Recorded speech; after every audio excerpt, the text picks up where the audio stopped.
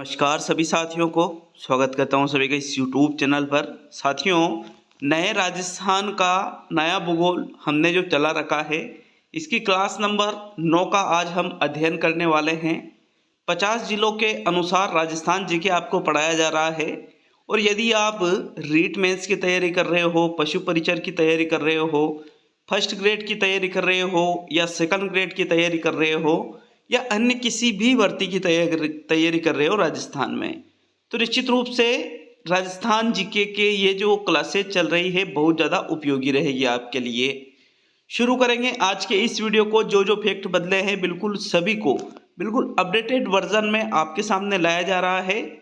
तो देखो, हमने 6-7 क्लासों में तो राजस्थान का भौगोलिक वर्गीकरण पढ़ा था और इसकी जो 8वीं क्लास थी, क्लास नंबर 8 में नदियों का टॉपिक हमने शुरू किया था, जिसमें हमने राजस्थान की नदियों को 3 भागों में वर्गीकृत किया था।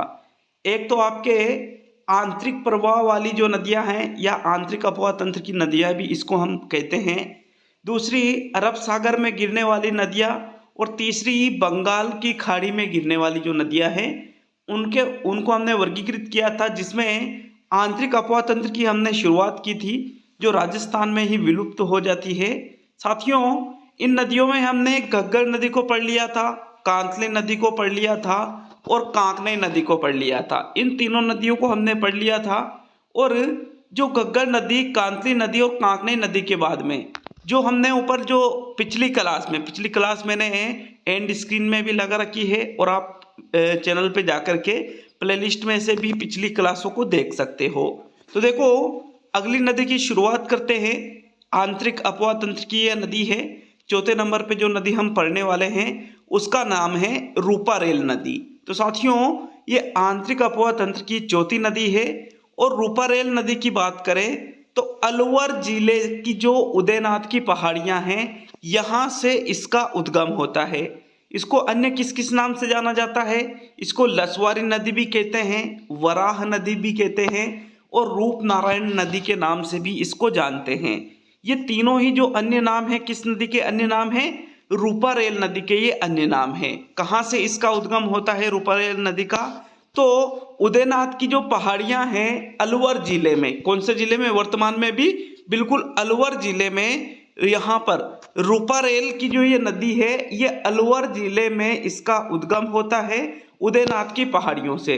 अलवर जिले से निकलकर ये कहाँ जा रही है? डीग जिले में जा रही है और डीग जिले से निकल के थोड़ा सा ये जा रही है भरतपुर जिले में, फिर आगे ये राजस्थान के आगे निकल जाती है।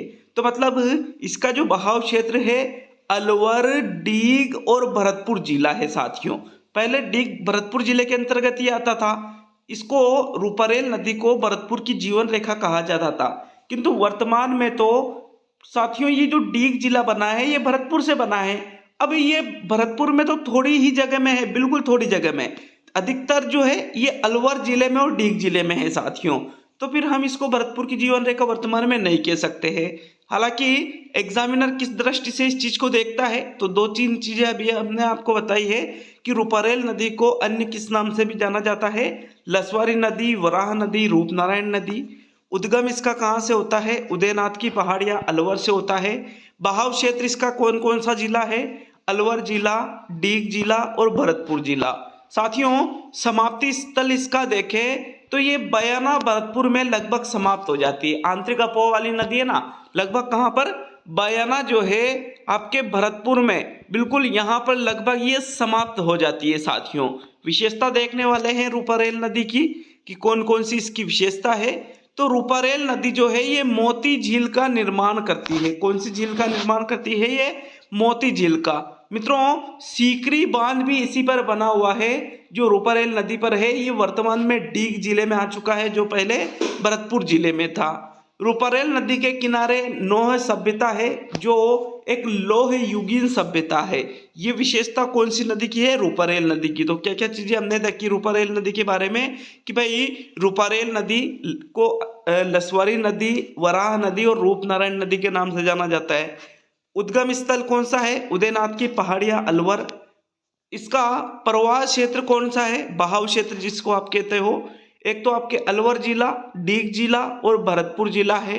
इसकी समाप्ति स्थल की बात करें तो बयाना भरतपुर में लगभग समाप्त हो जाती है। विशेषता हमने क्या क्या देखी, एक तो ये मोती झील का निर्माण करती है, सीकरी बांध इस पर बना हुआ है जो वर्तमान में डीग जिले में आ चुका है।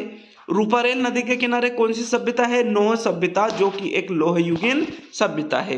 तो ये आंतरिक अपवा तंत्र की चौथी नदी पढ़ी हमने, रूपारेल नदी। देखो अभी तक जो पिछली क्लास में हमने एक तो आपके घग्गर नदी को पढ़ा था आंतरिक अपवा वाली, फिर इसके बाद में कांतली नदी को पढ़ा था, फिर इसके बाद में कांकनी नदी को पढ़ा, और चौथे नंबर पे हमने रूपारेल नदी को कंप्लीट कर लिया है। तो ये आंतरिक अपवा तंत्र की हुई चौथी नदी। नेक्स्ट आंतरिक अपवा तंत्र की पांचवी नदी को देखेंगे साथियों, जो कि है साबी नदी। साबी नदी की बात करें तो साबी नदी का जो उद्गम स्थल है ये सेवर की पहाड़ियां, जो कि वर्तमान में कोटपुतली जिले में स्थित है। देखो मैंने क्या कहा, बहुत चीजें बदली हुई है, बिल्कुल अपडेटेड आंकड़े आपको पढ़ाए जा रहे हैं। सेवर की पहाड़ियां आपके वर्तमान में कौन से जिले में आ चुकी है, कोटपुतली जिले में आ चुकी है साथियों। साबी नदी की अगर हम बात करें तो ये देखिए साबी नदी आपके कोटपुतली जिले में सेवर की पहाड़ियों से साबी नदी का उद्गम होता है, और ये कोटपुतली जिले से बहती हुई खेरतल तिजारा जिले में जाती है। कौन से जिले में, खेरतल तिजारा, मतलब जो दोनों ही नए जिले बने हैं उनमें ये नदी है। तो इसका बहाव क्षेत्र कौन कौन सा जिला रहेगा, कोटपुतली जिला और खेरतल तिजारा जिला। क्लियर है सभी के। ये नदी कौन सी नदी की बात की जा रही है, साबी नदी की। उद्गम स्थल कहाँ है, सेवर की पहाड़ियां। सेवर की पहाड़ियां वर्तमान में कौन से जिले में है, कोटपुतली जिले में। बहाव क्षेत्र कौन कौन सा जिला है, कोटपुतली और खेरतल तिजारा। देखो पहले सेवर की पहाड़ियां जयपुर जिले के अंतर्गत आती थी, और ये खेरतल तिजारा जो जिला है ये आपके अलवर जिले के अंतर्गत आता था। तो साथियों पहले जयपुर और अलवर जिला इसका बहाव क्षेत्र था, किंतु वर्तमान में जो आपके साबी नदी है इसका बहाव क्षेत्र कोटपुतली और खेरतल तिजारा जिला हो चुका है। समाप्ति स्थल की बात करें तो पटौती गांव हरियाणा में लगभग ये समाप्त होती है। कौन सी नदी की बात की जा रही है, ये साबी नदी की। विशेषता देखेंगे साबी नदी के बारे में तो देखो विशेषता है खेरतल तिजारा जिले की ये सबसे बड़ी नदी है। कौन से जिले की, खेरतल तिजारा की। पहले साबी नदी अलवर जिले की सबसे बड़ी नदी हुआ करती थी पहले, वर्तमान में खेरतल तिजारा जिले की ये सबसे बड़ी नदी है। और जोधपुरा सभ्यता जो पहले जयपुर में थी अब कोटपुतली में आ चुकी है, ये भी आपको याद रखना है साथियों। तो ये कौन सी नदी हुई आपके, साबी नदी हुई। क्लियर है सभी के। कितनी नदियां पढ़ चुके हैं अभी तक, आंतरिक प्रवाह वाली नदियां 5 नदियां पढ़ चुके हैं। तो साथियों पांचों नदियों के नाम भी आपको क्लियर याद होंगे कौन कौन सी।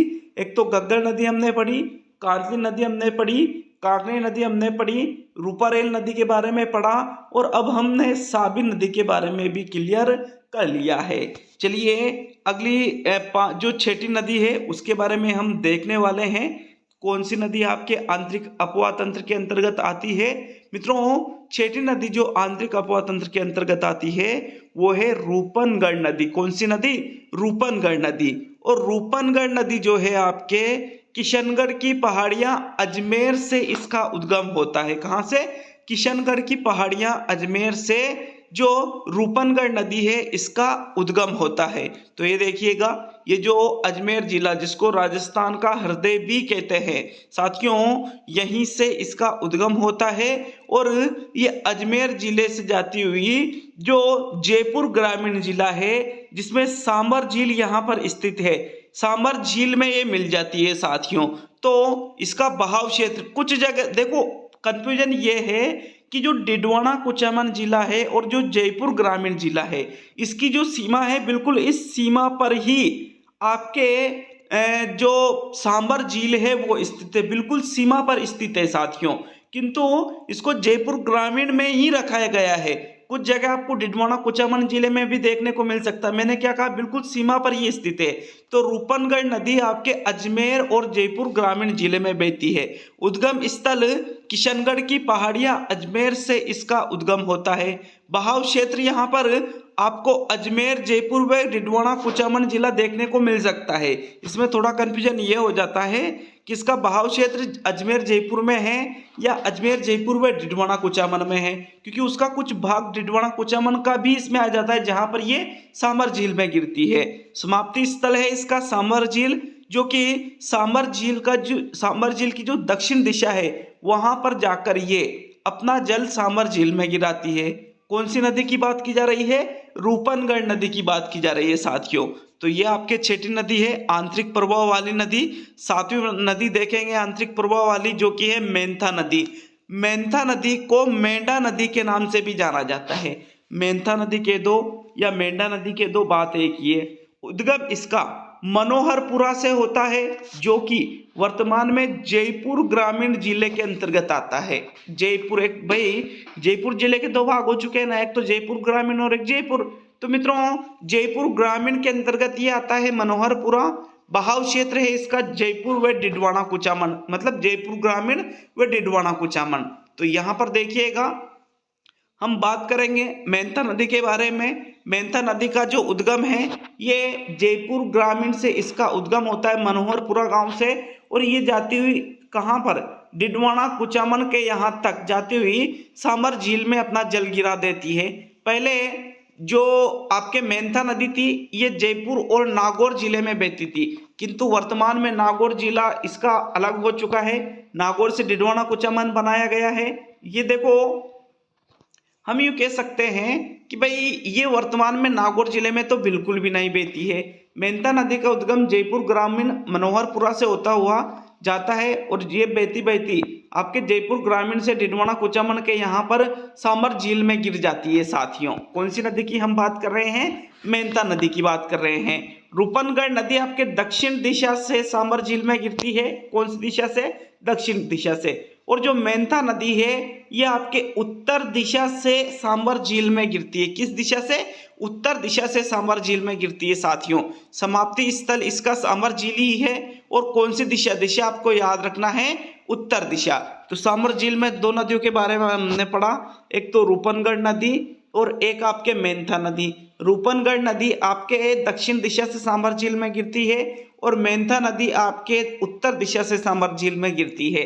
तो ये प्रमुख नदियां थी आंतरिक अपवाह तंत्र की नदियां, जो कि आपके कंप्लीट हो चुकी है।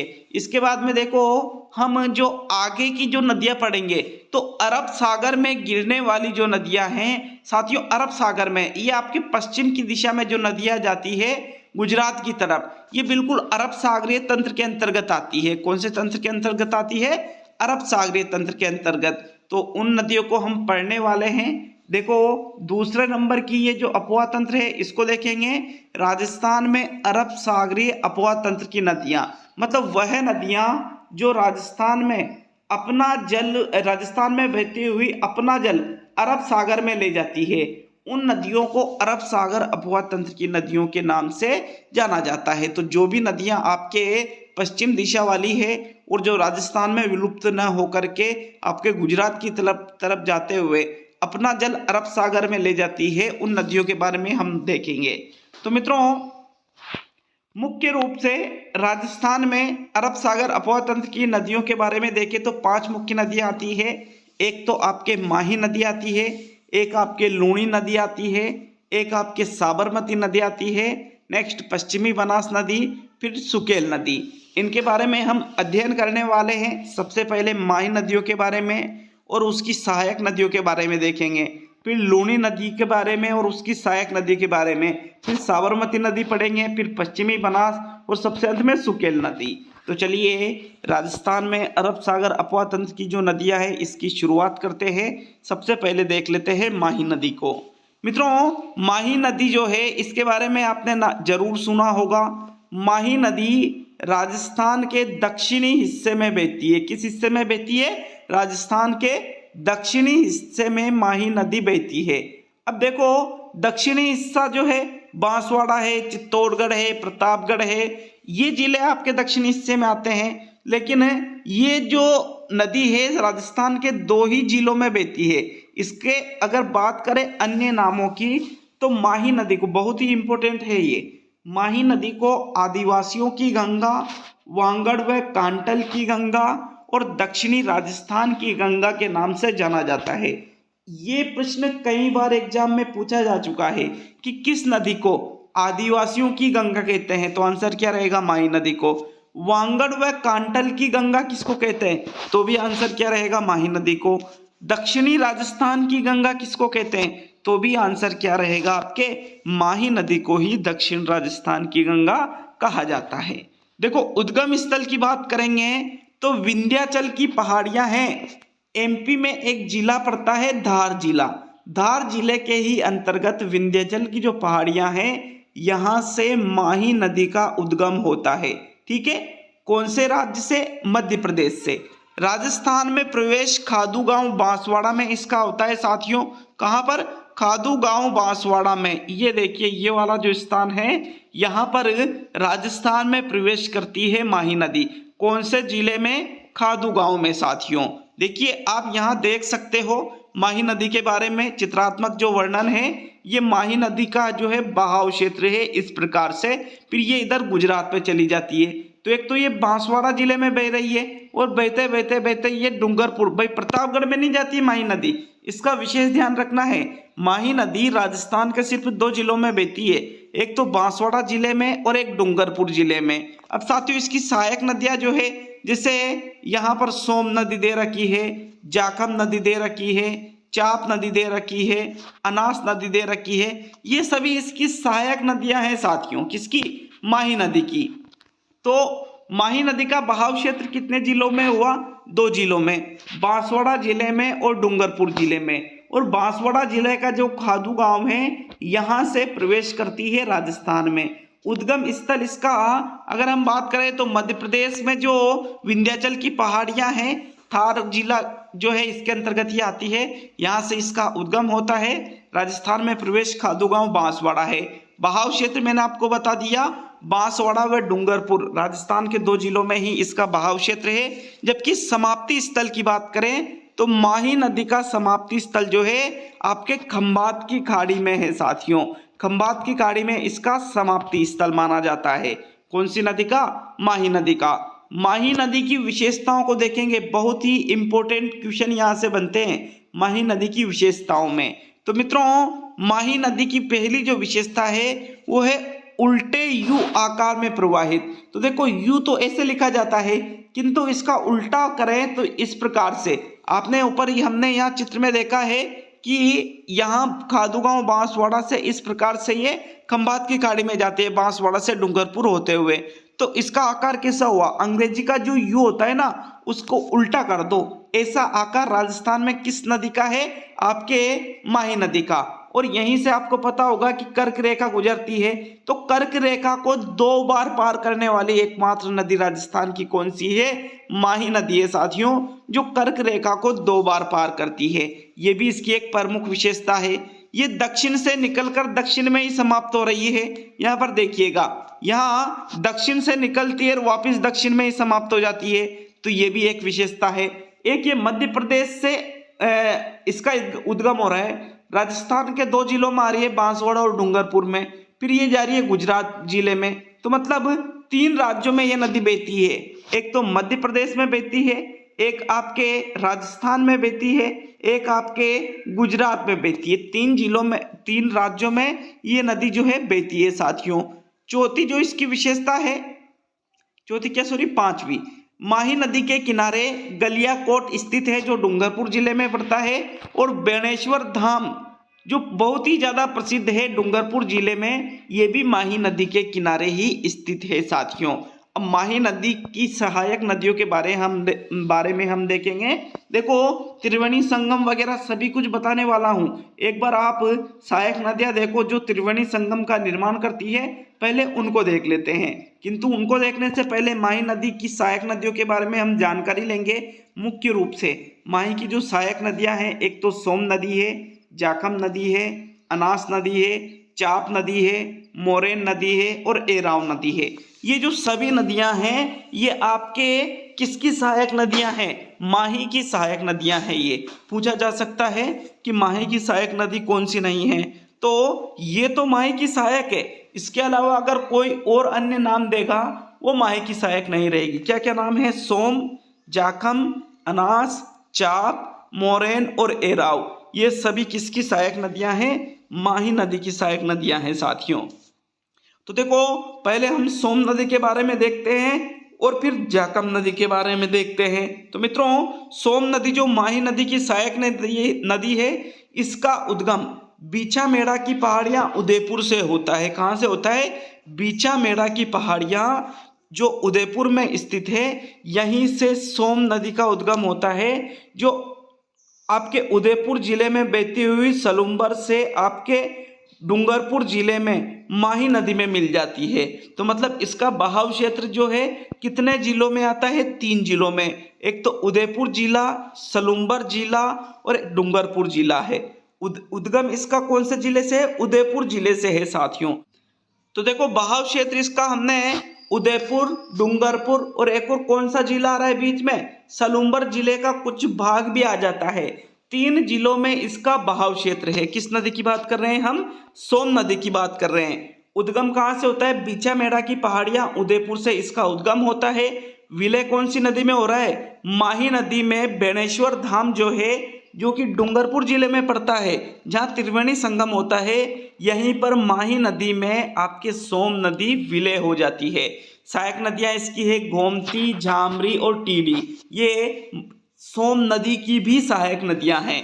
चलिए अगली नदी देखेंगे, जाखम नदी। तो देखो जाखम नदी के बारे में हम देखने वाले हैं, उद्गम की बात करेंगे। जाखम नदी का जो उद्गम है, भंवर माता की पहाड़ियां प्रतापगढ़ में जाखम नदी का उद्गम होता है। और साथियों, ये प्रतापगढ़ से भंवर माता की जो पहाड़ियां हैं प्रतापगढ़ जिले में, यहाँ भंवर माता की पहाड़ियां हैं प्रतापगढ़ जिले में, यहाँ से इसका उद्गम होते हुए ये आगे जाके सलुम्बर जिले का कुछ भाग और उसके बाद में ये डूंगरपुर जिले में बेणेश्वर धाम में माही नदी में मिल जाती है। तो सोम भी बेणेश्वर धाम में माही नदी में मिल रहा है और जाखम भी आपके बेणेश्वर धाम डूंगरपुर में आपके माही नदी में मिल रही है। तो मतलब यहाँ पर त्रिवेणी संगम हो रहा है। बहाव क्षेत्र कौन कौन से जिले हैं इसके? एक तो जाखम नदी के बहाव क्षेत्र में एक तो आपके प्रतापगढ़ जिला, एक आपके सलुम्बर जिला और एक आपके डूंगरपुर जिला, ये तीनों ही जिले जो है जाखम नदी के बहाव क्षेत्र के अंतर्गत आते हैं। ठीक है, बहाव क्षेत्र क्लियर है सभी के। विलय माही नदी में, बेणेश्वर धाम डूंगरपुर में हो जाता है और इसकी जो सहायक नदियां हैं उनके नाम है, किसकी सहायक नदियां? जाखम की सहायक नदियां करमई व सरमई, ये दोनों ही नदियां जाखम की सहायक नदियां है साथियों। विशेषता हम देखेंगे तो एक बात तो है जाखम बांध। जाखम बांध जो है जाखम नदी पर निर्मित है, जो प्रतापगढ़ जिले में पड़ता है और यह राज्य का सबसे ऊंचा बांध है। तो बांधों से संबंधित एक ये कथन भी आपको बहुत ही अच्छे से याद रखना है कि राजस्थान का सबसे ऊंचा बांध कौन से जिले में है? तो आंसर क्या रहेगा? प्रतापगढ़ जिले में राजस्थान का सबसे ऊंचा बांध स्थित है। कौन सी नदी पर यह बना हुआ है? जाखम नदी पर बना हुआ है साथियों। तो देखो त्रिवेणी संगम की हम बात करेंगे।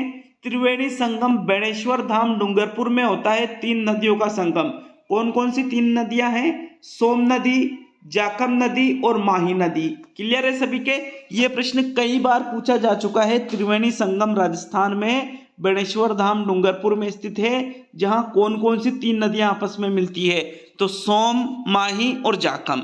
ये अरब सागरीय तंत्र की जो है हमने मुख्य नदी माही नदी के बारे में क्लियर किया है। अब इसके बाद में जो लुणी अन्य जो सहायक नदियां हैं वो छोटी छोटी नदियां हैं, उनका नाम आप याद रखिए कि भाई सहायक नदियों के रूप में पूछा जा सकता है।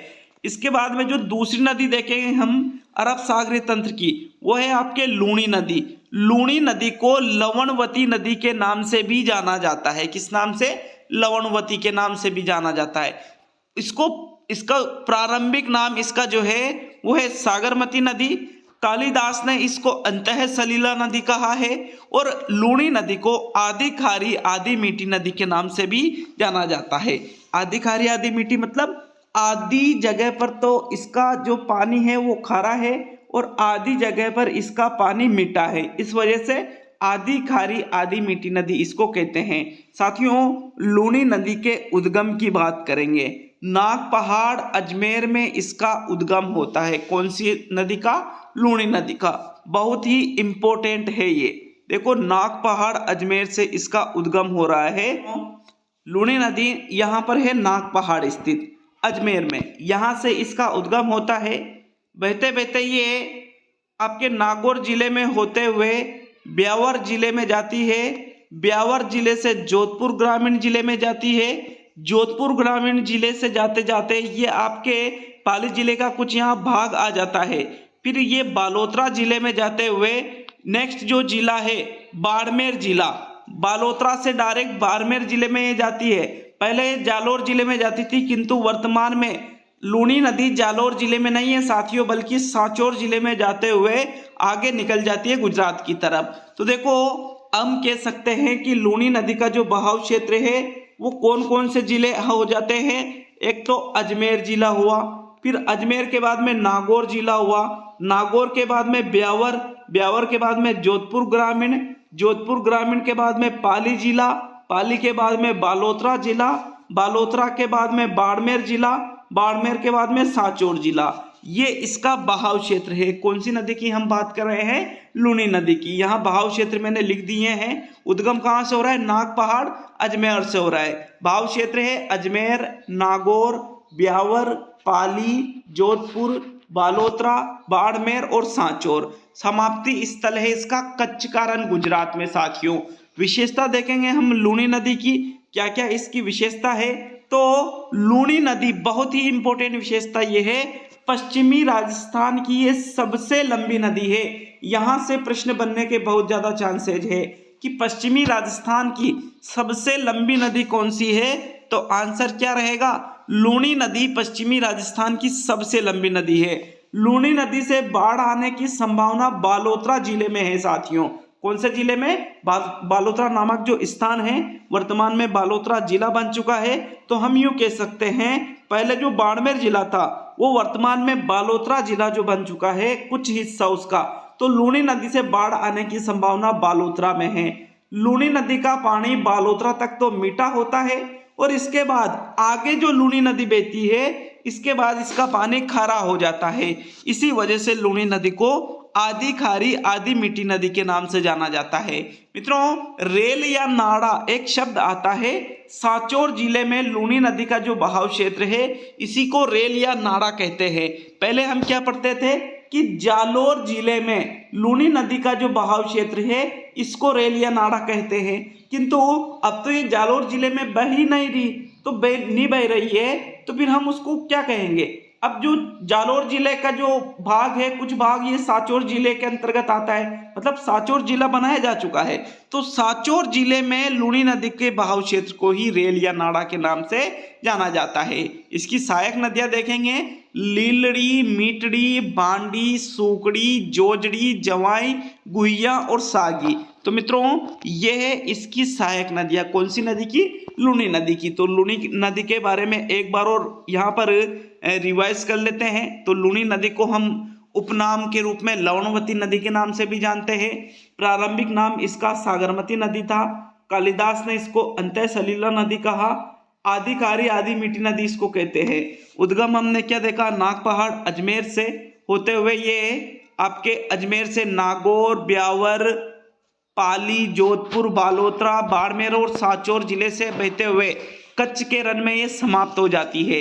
विशेषता हमने क्या क्या देखी कि पश्चिमी राजस्थान की सबसे लंबी नदी जो है ये लूणी नदी है।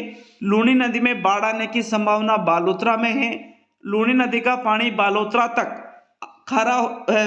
तक तो मीठा होता है और इसके बाद जो आगे का बहाव क्षेत्र है वो खारा पानी होता है। इस वजह से इसको आधी खारी आधी मीठी नदी कहते हैं। और जो सांचौर जिले में लूणी नदी का बहाव क्षेत्र है ये रेल या नाड़ा कहलाता है। तो साथियों इसकी जो सहायक नदियां हैं जैसे लीलड़ी, मीटड़ी, बांडी, सूकड़ी, जोजड़ी, जवाई, गुहिया, सागी, इनके बारे में हम आगे की जो क्लास नंबर 10 जो कल आएगी उसमें अध्ययन करेंगे। अगर अच्छा लगा वीडियो लाइक करके जाइएगा और चैनल पर नए हो तो चैनल को भी सब्सक्राइब करके जरूर जाइएगा साथियों। लगभग पूरी कोशिश की जाती है कि जो आपको अपडेटेड वर्जन पढ़ाया जा रहा है बिल्कुल क्लियर पढ़ाया जाए और कहीं कोई त्रुटि ना हो। लेकिन यदि फिर भी कहीं आपको ऐसा लगता है, डाउट होता है, तो आप कमेंट बॉक्स में कमेंट करके हमें बता सकते हो साथियों। बिल्कुल उसको क्लियर किया जाएगा, नो डाउट। ठीक है, मिलेंगे अगले वीडियो में।